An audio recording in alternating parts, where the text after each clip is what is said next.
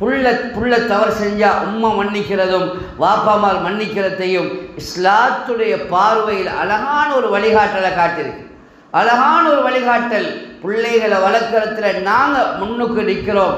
நாங்கள் தான் வழிகாட்டக்கூடியவங்க. எப்படி வாப்பா சொல்லுவாங்க, ஒரு உதாரணம், அரசன் எவ்வழியோ குடிமக்களும் அவ்வழியே.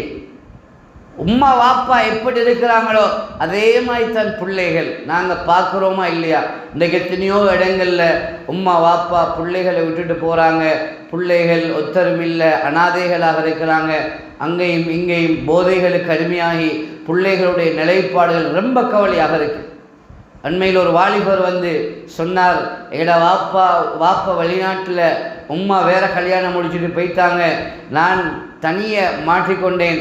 அங்கால இங்காலையும் சாட்சிட்ட போகிறது, மாமிகிட்ட போகிறது, எங்கேயாவது போகிற இடத்துல சாப்பிட்டு கொள்வது, இப்படியே சேர்ந்து கூட்டாளிமாரோடு சேர்ந்து நான் போதைக்கு அடிமையாகிட்டேன். அதை எனக்கு விட்டுக்கொள்ள இயலாதென்று அழுது சொல்லி கொண்டிருக்கிறார். கண்ணியமானவர்களே, வாலிப வயசு எத்தனையோ பிள்ளைகள் ஃபோனுக்கு எடிக்ட் ஆகிட்டாங்க. ஃபோனில் எந்த நேரமும் பார்த்தா எல்லாரும் அதே மாதிரி. இன்றைக்கு நான் ஃபோனை விரும்புகிற மாதிரி, ஃபோனை நேசிக்கிற மாதிரி, என்னை கூட்டாளி பிள்ளை விரும்புகிற மாதிரி நானும் நீங்களும் அல்லாவை நேசிக்கலையே. நீங்கள் அல்லாவை நேசிக்கலையே. அல்லாவை நேசித்தவங்க எப்படி இருப்பாங்க? அல்லாவோட இரக்கமானவங்க எப்படி இருப்பாங்க? காக்கி புக்தியார் ரஹ்மத்துல்லாஹி அலைஹி புக்தியார் என்ற பெயரோட சேர்த்து காக்கி என்ற உருதுல ரொட்டி என்று சொல்லுவாங்க. ரொட்டி என்ற பெயர், பெரியார் என்ற பெயர் உருவாகிச்சு. எதனால் என்று உலமாக்கள் கேட்குற நேரம், அவனோட மாணவர்களை கேட்குற நேரம் சொன்னாங்க, எங்கட உம்மா எனக்கு படித்து தந்த வார்த்தை, ஒவ்வொரு நாளும் நான் ஸ்கூலுக்கு போய்த்து வார நேரம், மதரசா விட்டு வீட்டுக்கு வர நேரம், உம்மா பசிக்குது என்று சொன்னால் உம்மா சொல்லுவா, மகன் நீங்கள் 2 ரக்காத் தொழுவிட்டு அல்லாட்ட கேளுங்கன்னு சொல்லுவான். நான் என்ன செய்வேன்? 2 ரக்காத் தொழுவேன், அல்லாஹ் கிட்ட கேட்பேன். எனக்கு பின்னுக்கு திரும்பி பார்ப்பேன், சாப்பாடு இருக்கும். நான் சாப்பாடு சாப்பிட்டே வந்தேன். இப்படித்தான் வலிமையாக செய்வேன். ஒரு நாள் வீட்டுக்கு வந்தேன், உம்மா இல்லை. உம்மா எங்கேயோ தூரத்துக்கு பேய்த்துட்டா. அங்கே வச்சு உம்மா யோசிக்கிறா, ஒவ்வொரு நாளும் ஏண்ட பிள்ளைக்கு அல்லாஹ் தான் உனக்கு ரிஸ்க் தாரது என்று நான் பாடமாகி கொடுத்தேன், படித்து கொடுத்தேன். ஆனால் இன்றைக்கு யாரும் இல்லையே. இன்றைக்கு மகனுக்கு நிலைமை எப்படி இருக்குமோ, என் மகன் கண்டுபிடிச்சிருவாரோ என்று பயந்து ஓடிக்கொண்டு வாரா. வந்து கேட்டாங்க, என்ன மகன் சாப்பிட்டீங்களா? சொன்னாங்க புக்தியார் ரஹ்மத்துல்லாஹி அலைஹி, அம்மா சாப்பிட்டேன் நான். ஆனால் நான் வலிமையாக சாப்பிடக்கூடிய ரொட்டியை விட இன்றைக்கு சாப்பிட்ட ரொட்டி நல்ல ருசியாக இருந்துச்சுமான்னு சொன்னான். அந்த தாய் சொன்னா, அல்ஹம்துலில்லாஹ், அல்லாஹ் என்னை கைவிடலை என்று சொன்னான். அல்லாஹ் என்ன கைவிடல, ஏண்ட பிள்ளைக்கு அல்லாஹ் தான் கொடுக்கிறது என்ற அந்த பண்பை உருவாக்க நான் முயற்சி செஞ்சேன். அல்லாஹ்வும் எனக்கு உதவி செய்தான் என்று அந்த பெண் சொன்னான். கண்ணியமானவர்களே, அதனால தான் எனக்கு என்னுடைய பெயரோடு சேர்த்து ரொட்டி எனக்கு கிடைச்சதுனால அல்லாஹ் சுவர்க்கத்திலிருந்து ரொட்டி அலையை கொடுத்தார் என்று வரலாற்று ஆசிரியர் எழுதுகிறாங்க. அந்த சுவர்க்கத்துடைய ரொட்டி கிடைச்சதுனால தான் புக்தியார் ரஹ்மத்துல்லாஹி அலைஹி அவங்களோட பெயரோடு சேர்த்து காக்கி புக்தியார் என்ற பெயரும் உண்டாயிடுச்சு. கண்ணியமானவர்களே, பெரும்பெரும் உலமாக்கள், பெரும்பெரும் முஹத்திதீன்கள், பெரும்பெரும் முஃப்திகள் உருவாகிறதுக்கு அடிப்படை காரணம் தாய்மார்கள். மறந்துடவானாம், தாய்மார்கள். அல்லாஹு தாலா வரலாறுகளை சும்மா உடல்ல அல்லாஹ் வரலாறுகளை சொல்லி காட்டி இருக்கிறார். மொஹிதீன் அப்துல் காதர் ஜிலானி ரஹ்மத்துல்லாஹி அலைஹி அவருடைய உம்மா அவர்களுக்கு சொல்லிக் கொடுத்த வசியத் நசீஹத் என்ன தெரியுமா? மகன், நீ எந்த கட்டத்திலையும் பொய் சொல்லிடாத. நீ எந்த கட்டத்திலையும் நீங்கள் பொய் சொல்லக்கூடாது.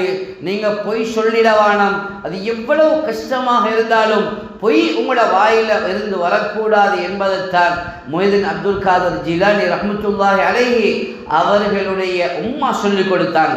அதனால தான் அந்த கல்வர்கள் பிடித்து மொஹிதீன் அப்துல் காதர் ஜிலானி ரஹ்மத்துல்லாஹி அலைஹி அவர்கள்ட்ட கேட்குற நேரம் மொஹிதீன் அப்துல் காதர் ஜிலானி ரஹ்மத்துல்லாஹி சொன்னாங்க, என்னுடைய ஜிப்பாவுடைய உள்ளுக்கு ஒரு பக்கெட் இருக்குது, அந்த பக்கெட்டுக்குள்ள 7 பொற்காசில் இருக்குதுன்னு சொன்னான்.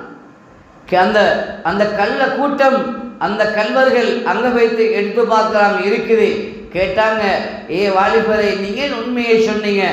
சொன்னார், முஹம்மது அப்துல் காதர் ஜிலானி ரஹ்மத்துல்லாஹி அலைஹி, என் உம்மா எனக்கு படிச்சிருந்த பாடம், மகன் ஒரு காலத்திலே நீங்கள் பொய் சொல்லிடாதீங்க, ஒரு காலத்திலே நீங்கள் பொய் சொல்லிடாதீங்க, விளையாட்டுக்காவது பொய் சொல்லிடவானம் என்பதை தான் பழகி கொடுத்தாங்க.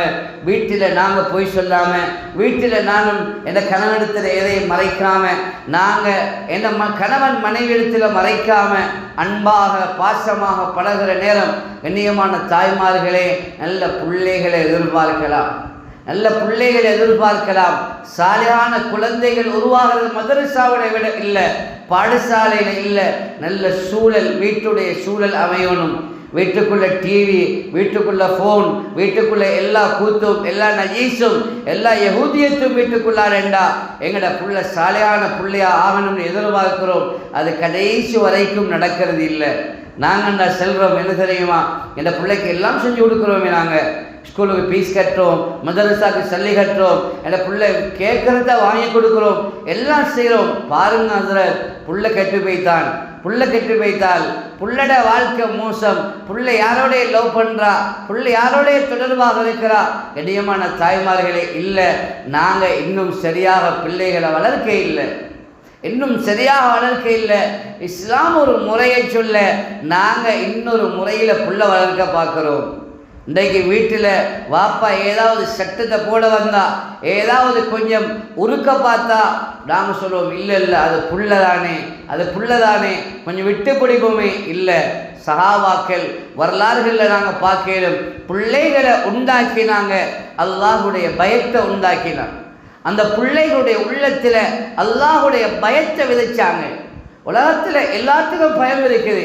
புலிஸை கண்டா பயப்படுறோம், ஆமியை கண்டா பயப்படுறோம், ரோட்டில் போய் நாயை கண்டா பயப்படுறோம், எல்லாத்துக்கும் பயப்படுறோம். ஆனால் எனக்கு உங்களுக்கும் அல்லாஹ்வுக்கு பயம் இல்லாமல் இருக்கு. அல்லாஹுடைய கட்டளைகளை மீறி செயல்படுத்துறதுல நான் நீங்களும் முன்னுக்காக இருக்கிறோம். கண்ணியமான தாய்மார்களே, இல்லை, நாங்கள் எப்போ அல்லாஹ்வுக்கு பயப்படுவோமோ அல்லாஹ் ஒரு காலம் எங்களை கைவிட மாட்டான்.